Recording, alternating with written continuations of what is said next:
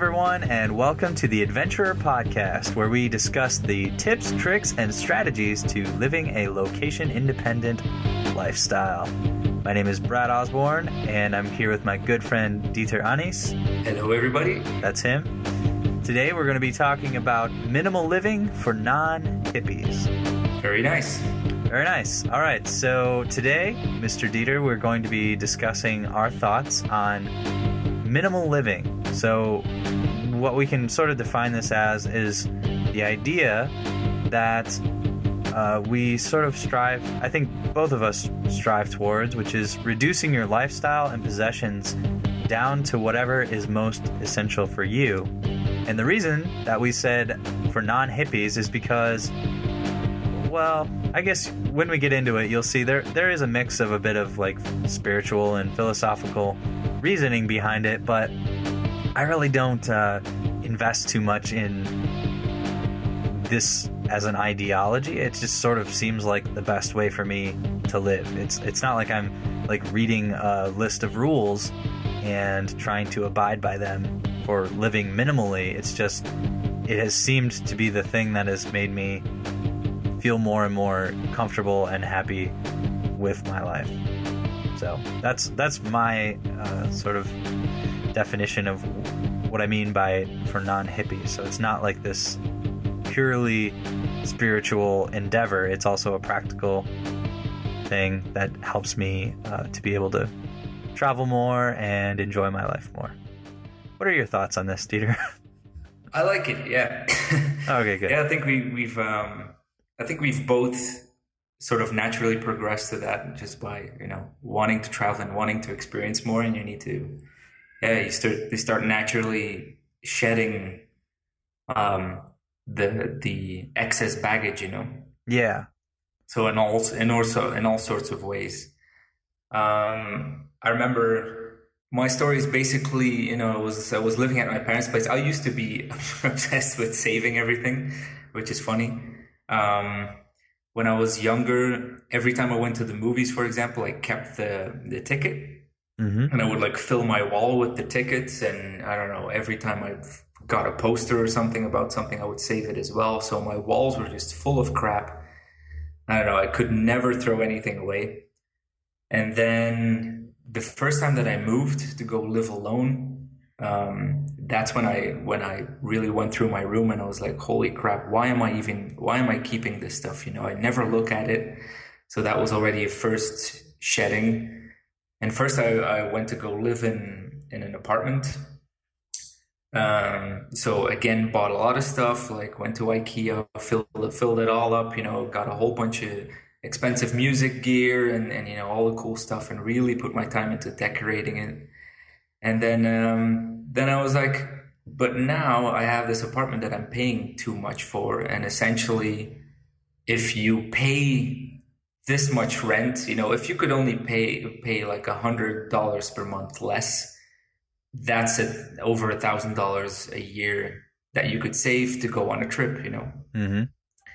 So then I again moved. I again was like, I'm still saving too much. I'm still like, got rid of a whole bunch of stuff again. Moved to a house with a bunch of people, paid less, moved into a room, had more of the essential stuff. Again, I was like, but I'm in the biggest room of the house and I could go into the smallest room. So one of the housemates left from the smallest rooms, and I decided, all right, I'm moving to the smallest room, and again, paying less. Again, I need to get rid of crap. Got rid of my bed, only had like my couch that I folded out to sleep in, a little desk. My big desk became a little desk. And so it sort of went until for the last time I decided to move out and just started living out of my backpack. So it was sort of reducing until I had the bare essentials. So backpack and a guitar bag. Yeah. Everything that's important to me, Yeah. So you still live out of a backpack and a guitar bag, right?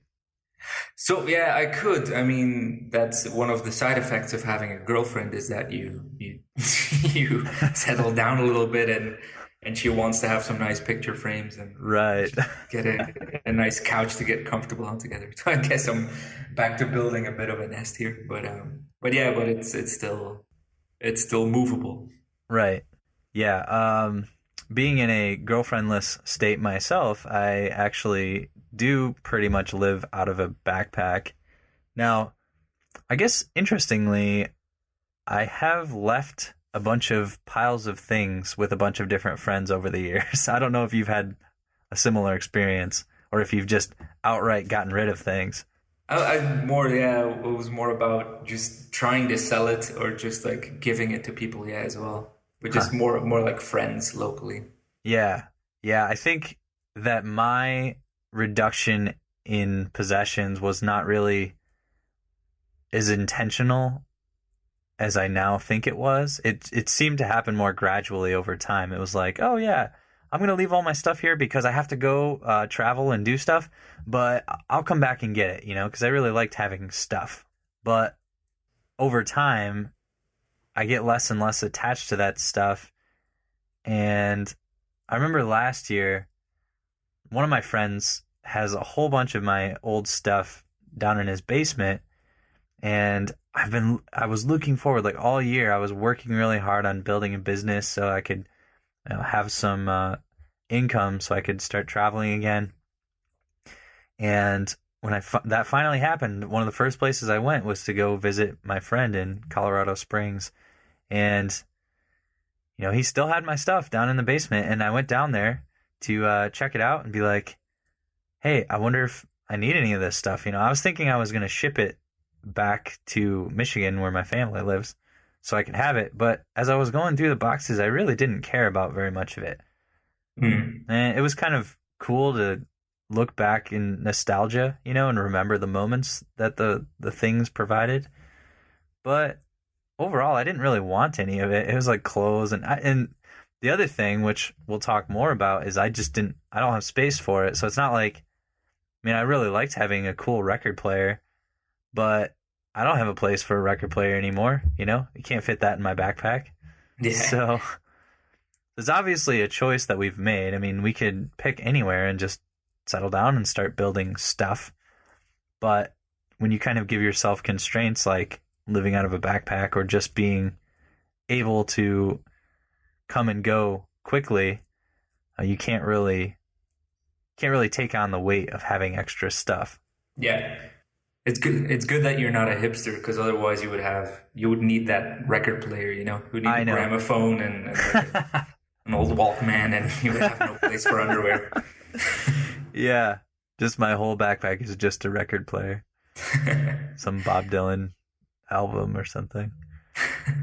Another few ways that I've experienced this like reduction in stuff was I always think that I want to get a car. Like every time I move to a new city, I think, okay, as soon as I make enough money, I'm gonna get a car so I can be free and drive around and all this stuff. Especially in America, we really, really, and we associate our freedom with our vehicle. Apparently, that's like a cultural thing. And, so a lot of Americans pretty much, there's this funny thing where I've lived in like 4 or 5 different American cities, and in every single one, some of them are bigger, some of them are smaller, but in every single one, I've heard the exact same story that you need a car to get around in this city. Yeah. I lived in Los Angeles, and they were like, oh yeah, the public transportation is terrible. You need a car to get around. And then I lived in smaller cities like Grand Rapids, Michigan, where I live now.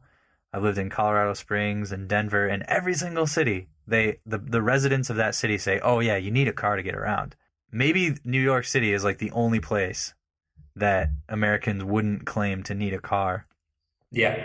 But it's just crazy. It's like I haven't owned a car in my adult life. So I had one that my parents bought me when I was like 16 or 17, and I owned it all through college. So, 6 or 7 years.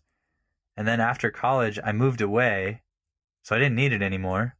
And I've never had a car since. So obviously I get around. Yeah, you still you get around more than most people I know. Yeah. And I think the interesting thing, which I think is a recurring theme we'll keep talking about in this episode, is that basically like not having a car makes it easier for me to leave at any time because I don't have that attachment. I don't need to work at a specific job so that I can make enough money to pay my car payment. And so I'm just a little less tethered to the car because I'm not paying a monthly payment. I'm not paying for insurance. I don't feel like I need to get my use out of it. Yeah. So I would rather, just like we talked about on our first episode, the equivalent rent sort of idea, I'd rather spend the money that I could have spent on a car on train tickets or plane tickets to go to a new city. Yeah. Yeah. So I guess, being an American, I feel like the pressure is even higher for people to own a car, and I haven't in my adult life. And I always think I want to, because there are moments when I think, oh man, that'd be really cool to be able to drive anywhere I want at any time instead of having to wait for the bus or whatever, or use Uber now. Mm-hmm. But yeah, it hasn't hurt me at all. Yeah, I feel you on that. I mean, especially for being an American citizen. Yeah. Like in Europe and especially in Belgium, we pride ourselves on our public transportation system and everything. So it's a lot easier to get around. I mean, of course, if you want to get to work in less than an hour and a half, you want to have a car. But in general, like for me, I owned a car once for 2 months and then I flipped it on its side on the highway. So that was fun.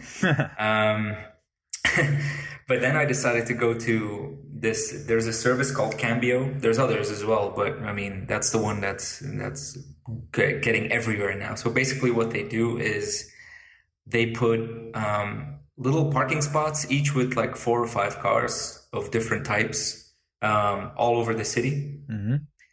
And then it's like a subscription service. So you pay a little bit of money to keep your subscription active every month. And then all you have to do is say, okay, go on your smartphone and you go, I need a car on Saturday from 2 to 5. I have preferably from this parking lot, preferably this type of car. And then I'll go, all right, we have one for you. Or if you change this or this preference, then we have one for you. So you book it and then you go over there, you hold your card, your Cambio card against the glass, and then you start driving. And you just have to put it back in time.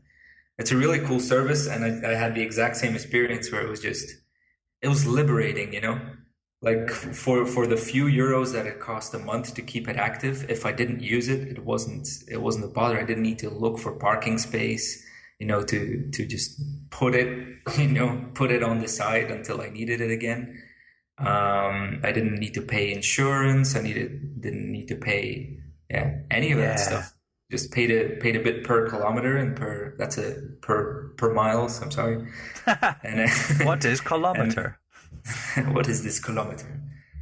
And per hour as well. And then and so you put it back on its spot, and it's out of sight, out of mind. Yeah. So I really love that feeling as well. Yeah, I think a lot of people listening would probably agree with us that overall this reduction in stuff just leads to a general sense of freedom. Mm-hmm. But the system is sort of rigged to make it feel the exact opposite. When you don't have all the fancy stuff that's on advertising, you feel like you're not living a very good life. But the opposite is true, at least for you and me, where the less stuff we have, we tend to be happier, more free. Yeah, exactly. What we seek is novelty and experiences and, traveling the world. It's the Fight Club thing, Things you own end up owning you. Right. Yeah. Yeah, that whole movie is basically about that. That's true. Yeah, just probably other philosophical things. There's probably like philosophers listening. Right. Yeah. Screaming at me right now, but yeah. Yeah. That's, like I said in the beginning, I'm not really familiar with, I know there's like this whole minimalism like movement or something. I don't know. And maybe when I check it out, I'm going to like totally love it and agree with it. It's just, I don't know what it is. It's just in little pieces. This has just happened in my life, and I've seen it happen in yours too. Yeah. Another big way that I've experienced the reduction in stuff. It was a little bit more deliberate than the car thing. When I was living in Denver, I lived in this really fancy apartment, like above the Ritz-Carlton. It was amazing view, like totally awesome. I don't know, just a dream apartment basically. And the funny thing is, you know, if you're trying to see what you really want, you should listen to what you do and not what you say. So I said that I wanted to live in a really fancy, cool apartment, but what I did was I spent most of the time that I lived there actually just looking for new trips to take and places to go. Like I spent most of the time that I lived in Denver actually traveling as much as I possibly could.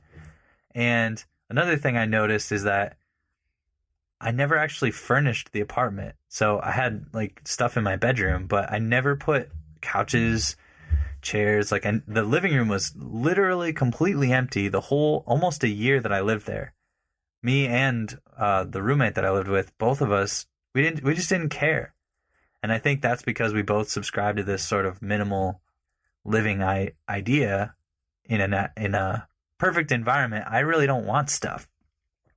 I want some stuff, but it's very specific stuff. We'll talk more about that. But I just thought that was really interesting, and it kind of made me wake up and realize I don't really care about having a fancy apartment. That's someone else's dream, you know?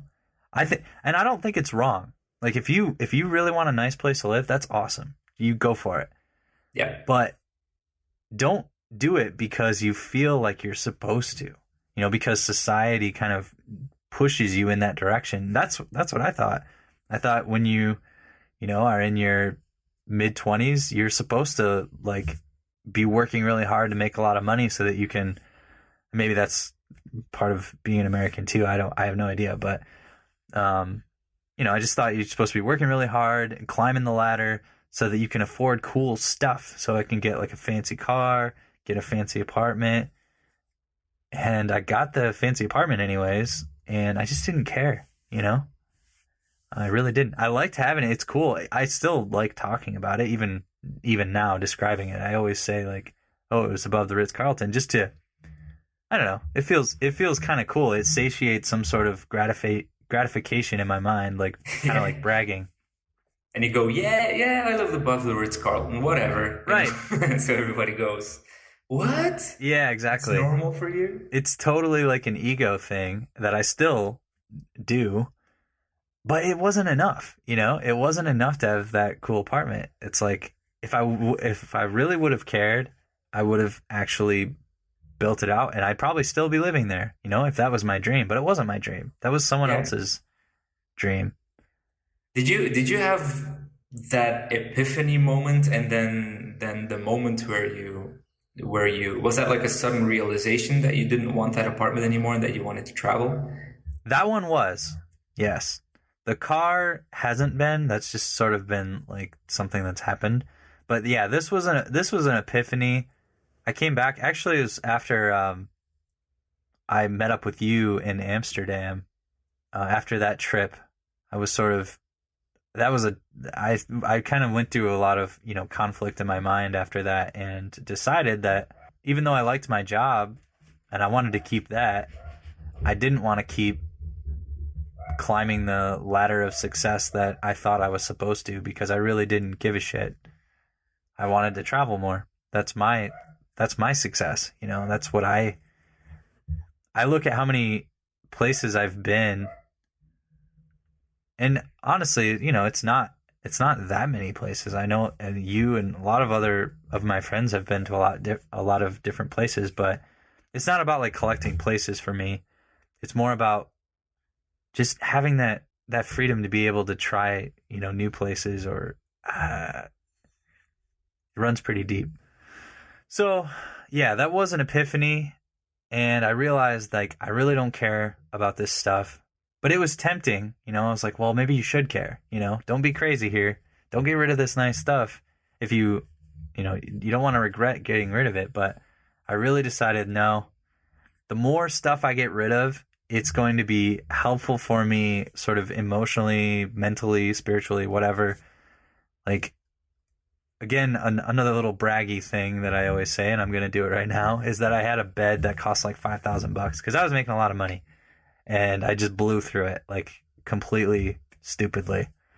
And one thing was I bought a really nice bed in this apartment.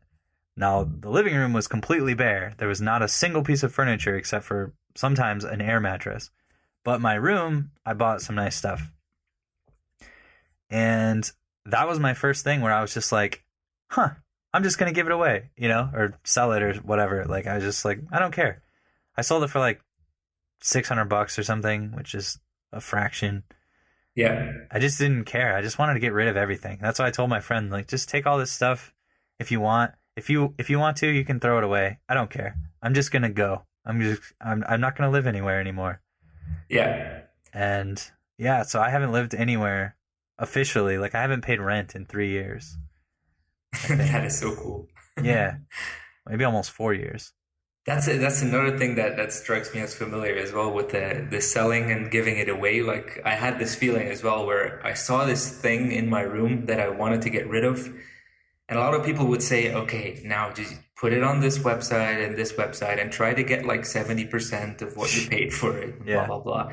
And I'm like, no, I'll ask 20% as long as they come and pick it up. Yeah. I don't want to take furniture apart and help them move it. I just want to say to a person, come and get it and take it out of my sight, Right.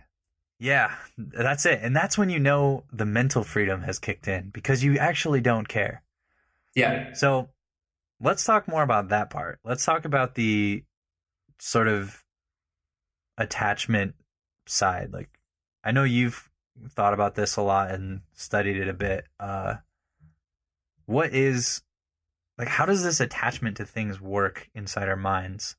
How it works? That's a good question. Well, yeah.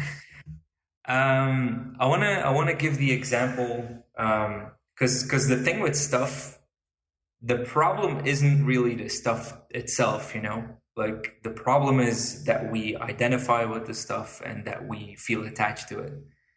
So, for example, like what we were talking about before we started recording, I have a couch in my room, and I see that couch as my couch. So if I want to sell it someday, if I want to get rid of it someday, I have to think about, all right, I want to get money for it. I feel like it's my responsibility as long as I own it. But the thing is, we don't really own anything. Like, literally, I could just walk out of this apartment and start walking and, and not care.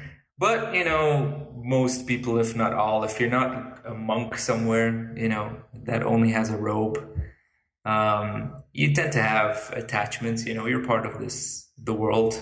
Yeah. So like another example I want to give as well is compare it to alcoholics. So an alcoholic, that stops drinking, but still has to avoid walking past bars to not have the urge to drink, is still an alcoholic, Mm-hmm. They still have an attachment. The alcohol still has power over them. Whereas a person who doesn't drink, or a person who drinks but can stop at any time and doesn't really have any problems with it, the alcohol doesn't have any power over them. Right.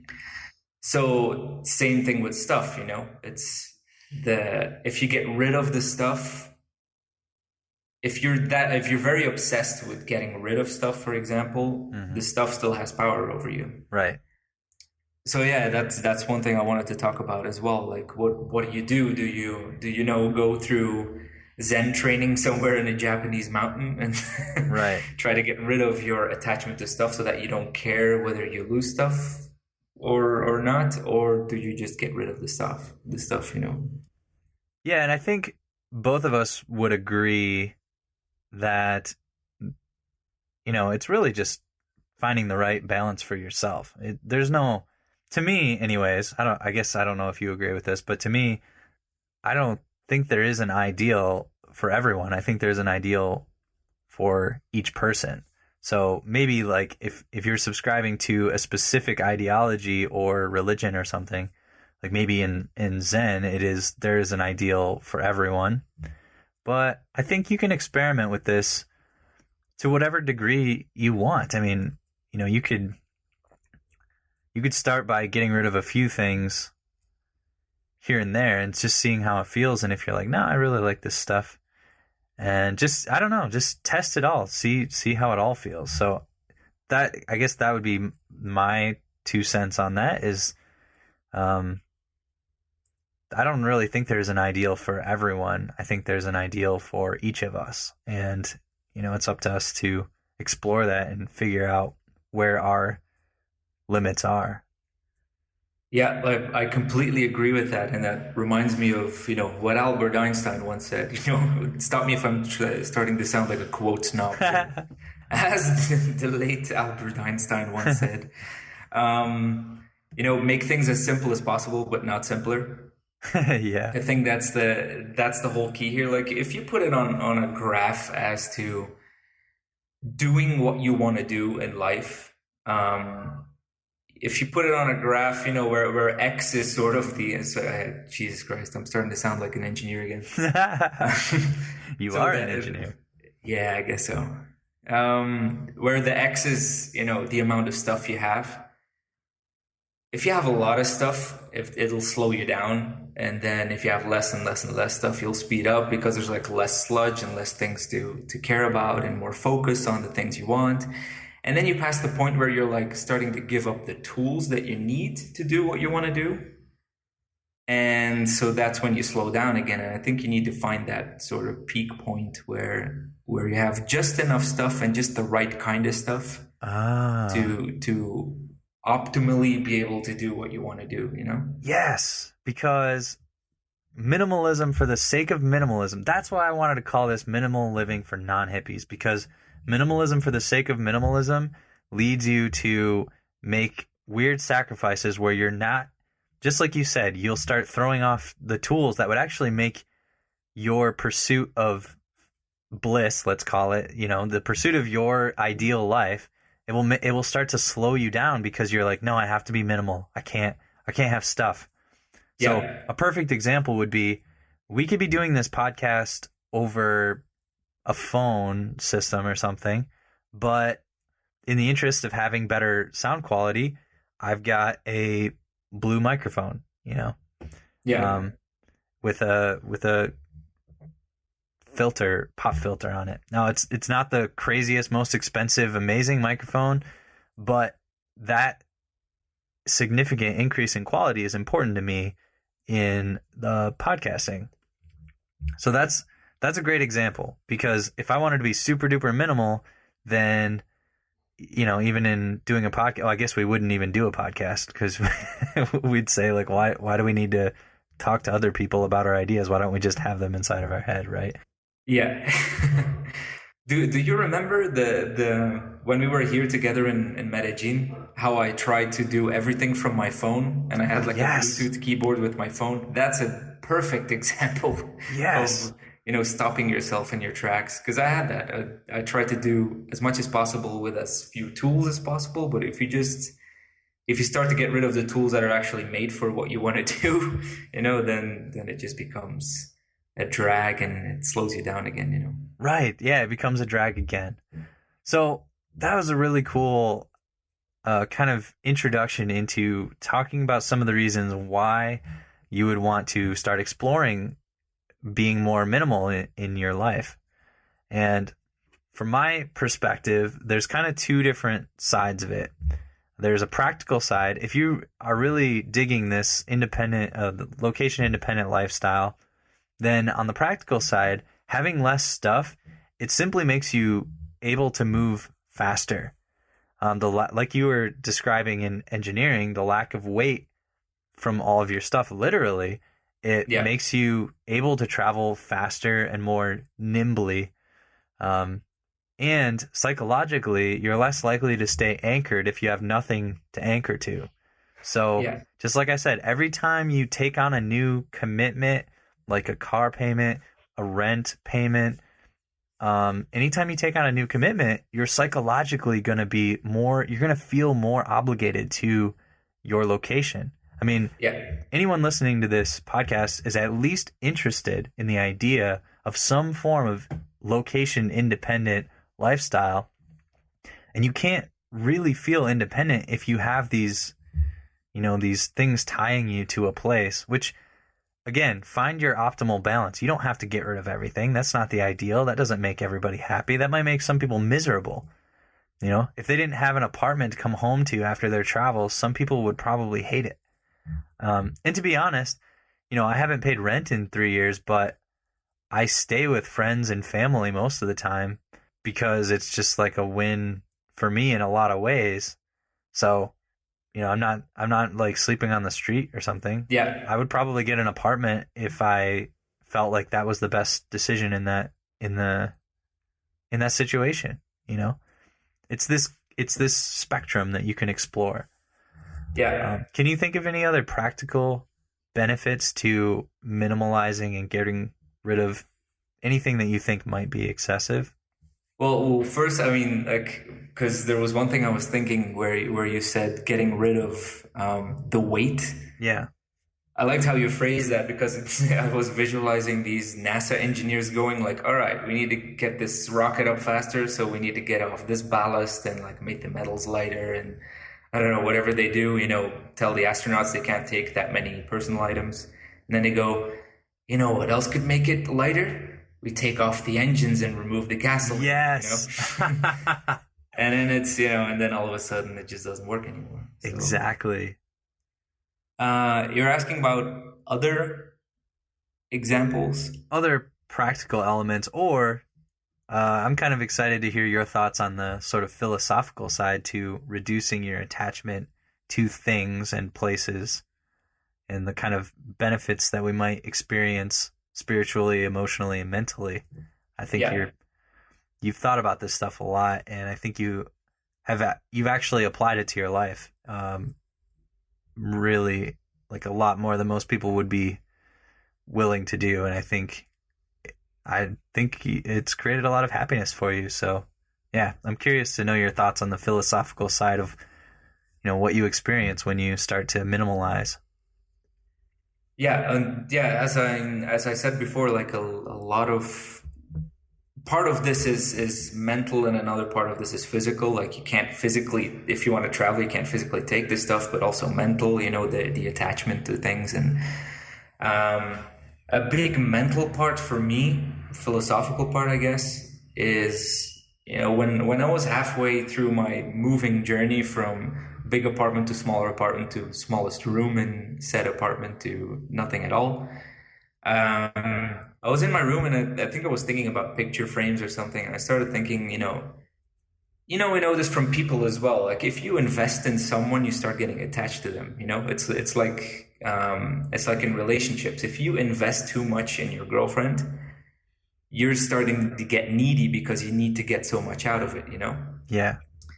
That's the same thing with a room, I think, where if you invest so much into it in time, energy, and money, whereas, you know, you buy the right stuff and you try to decorate it perfectly and, you know, you're putting a lot of mental energy into this, the more you do that, the more you get attached to it and the more you want to get out of it.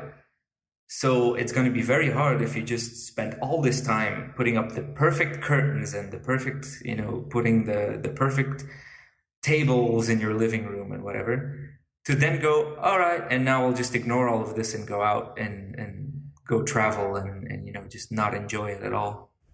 Right. So I think it's important if you basically just not even start doing that, but just put the bare essentials, you're going to be less attached to your place. You're going to be able to give it up easier, and you're going to have more time and energy to go outside and just explore and network with people for whatever you want to do and do the stuff you want to do, you know? I think that's a big part of it. Yeah. And that kind of reminded me of a big point that we want to make too, is that science has proven to us many times that having stuff doesn't make anyone happier, no matter how nice their stuff is. It does a little bit. It gives you a temporary and very small boost in happiness, but it very quickly fades. You know, every time I get a new smartphone, I'm really excited. Like, it's just, I'm obsessed with it, you know? But after maybe a week or two, it just becomes another part of your life. It's just like another extension of the stuff in your pocket. And yeah, it's nice to have all the features that it has, and you wouldn't want to go back to not having it. At least naturally, you might want to work through that if that's something that's important to you. But basically, the happiness of getting a new smartphone doesn't last that long, if you're honest with yourself. Yeah. And that's pretty consistent. The happiness of following your inner compass and doing the things that you know you want to do in your life, that is just like a constant happiness treasure trove, you know? Everything more that you do that gives you energy, that excites you, and that you're passionate about, you're just going to get more and more energy, excitement, and passion. And that's basically what we would call happiness. More and more stuff. I mean, man, that's a trap that some people spend their whole lives into, and it won't make us happy. I know that it really feels like it will, you know, having nicer, maybe for some people, certain things will make them happy, but overall things don't make us happy. People, you know, relationships make us happy.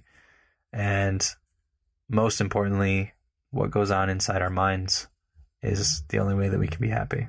So I'd say that is both a practical and philosophical benefit to minimalizing, is that just acknowledging that, hey, working all the time to try to get stuff is kind of stupid because it's not going to make me that happy anyways. Even if I do get a new gadget or a new car or something, you know, the happiness won't last very long. Completely agree. As we know from experience. So, yeah, I guess we can kind of wrap up here with a few tips on how somebody could start the process if they're interested in, you know, enjoying this, you know, more mental freedom, more agility when it comes to being able to travel more and faster. So what are some ways that you can go about implementing this minimalism idea in your life? One, it's actually really easy these days with the internet being widely available and all these tools that are popping up, these apps especially, that basically allow us to, instead of owning things like the traditional system, you know, owning a car, owning a house, like you mentioned, the Cambio service that lets you rent a car, you know, have access to cars whenever you want them, but nothing more, you know, nothing more than just what you need. But we also have Airbnb and Uber, and even before that, couch surfing was, you know, a step in that direction of being able to share resources. So the culture is getting more and more, you know, it's evolving in this way where ownership isn't really the ideal that it once was, and it's becoming easier and easier with all of our cool smartphones and our Wi-Fi everywhere, that we don't have to fully own things. We can be more free. Yeah, exactly. Yeah, we're definitely not the only ones. It's like a cultural shift. You're right, where people, just most of us are more, especially the younger people, are going more in that direction of wanting to rent, not wanting to own, just on-demand services and having unlimited access to everything, like, you know, Netflix and Hulu and or Spotify, you know, all those services that just, like, instead of buying one album at a time, you just pay $9.99 a month and get unlimited access to all the albums ever made. Yeah. So that is definitely the trend in our culture, and it's really cool. There are traps in that culture as well, but we'll talk about those at a later date.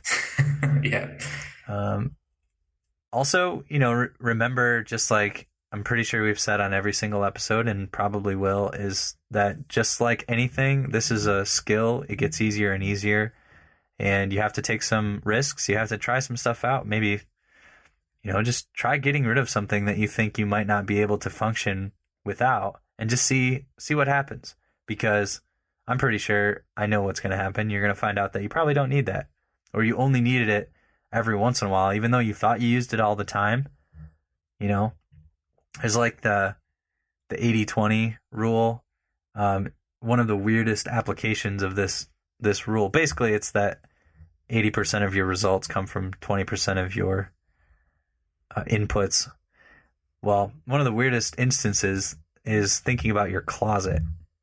Like, you have this closet. Typically, people have a closet full of clothes, but if you were to track, if there were like a camera above your closet and you were to track every single thing that you actually wore every single day, guaranteed, no matter who you are, you only wear 20% of your closet. So you can easily, practically eliminate 80%. You can just throw it away, and your actual patterns of behavior would not change a bit. You would still wear the same stuff that you wear every day anyways, but we feel like we wear that other stuff. We like having the option to possibly wear that other 80%. And we think of that one instance where we wore that, tuxedo or something. We're like, well, I want to keep that around in case I need it. But practically, we just simply don't use it. We only use 20% of what we think we will. So that's just true in all of our life. We don't need most of the stuff that we think we do. Yeah, especially with the closet, that's something that people can Google for, but there's a ton of people, like a ton of tips out there about how to see that. Like, for example, always, I don't know how exactly it works, but you always hang up your clothes in a certain way at a certain spot, so that once you start to see that all the stuff that's on the left you never wear and all the stuff on the right is the stuff you keep cycling through. Right. So that's kind of sort of the skill we're talking about, to be able to look at something and know, is this helping me or is it hurting me? Is it, do I use this or do I not use this? Right. Yeah. Do I use this or do I not use it? That's exactly it. What's the point of having a bunch of things that you don't use ever? Yeah.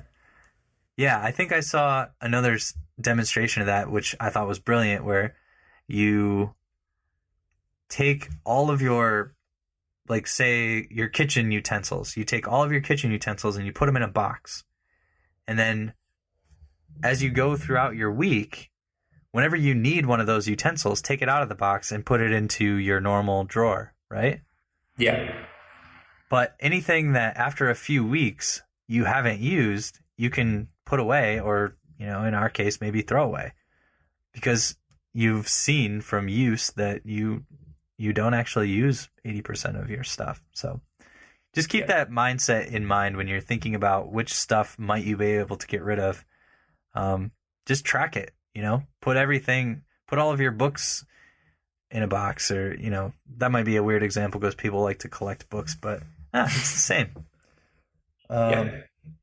Anything you can think of, clothes, whatever, just start, people. Put people in boxes. Dogs, just put all your pets in a box and, don't take them out until you absolutely need to. The only ones you love are the ones you take out of the box. Yeah. So, another thing about practicing the skill is simply, we're talking about location-independent lifestyles. We're talking about being able to move fast and actually moving fast or regularly. Yes. If you do that, just keep doing that, and naturally you're gonna get rid of stuff because it's gonna hold you back. Yeah, but, you just have to. Yeah, you just have to. Every time you move, it's like it's like literally the path of least resistance is getting rid of it, not finding a way to take it with you. Yeah. So you're just gonna do it. Every single place I go, I guarantee, and I never make a point of this. It just happens naturally, just like you're describing. I always leave something. I always decide, okay, this extra pair of socks or this extra cable for one of my computers or phones or gadgets or whatever, I don't need it. Like, it's just weighing me down. Or when I first started traveling last year, I remember I took a bunch of books with me, like hardcover books. And then each place I would go, I'd be like, yeah, gosh, I'm getting really tired of carrying this thing around. So I would just like leave books in people's houses. So I remember you doing that in Medellin as well. When it was time to pack up, you were like looking at your awesome Tortuga bag. yeah, and just like, these shoes don't really fit that well, and I don't really wear them that much. So it really became about the absolute most essentials. Yeah, that was cool to see. Yeah, I've thrown away several pairs of shoes like that. Yeah. Just try it. Just start trying it, man. It's gonna change your life. The cool thing is, because we were talking about the contrast, well, not the contrast, but just the interplay, I guess, between you either want to remove your attachment from the thing or you want to remove the thing. But with practicing removing things, I think you're going to remove your attachment from other things as well. Like you're just going to become less attached to stuff, right? If you regularly get rid of it. So yeah, I mean, it's not just like a black-white either-or thing, but yeah, right. I think it's, in general, your attitude towards stuff will improve if you try to live minimally. Yeah, and at first it might sound scary. It really might, But that's the attachment talking, Right. That's exactly it. So exactly. Less attachment is less fear of losing it. Means more freedom. It's like a symptom. Yeah. It's like freedom in your pocket. All right, my friend. I think we've covered quite a lot here for our lovely listener. And I'd be happy to kind of close the book on this one for now. And maybe we'll talk about it more at a later date. Yep. Or let's never mention it again. Or never mention it again. Yep. So, yeah, thank you for listening. And we are definitely looking forward to talking to you next time about whatever topic we choose to talk about.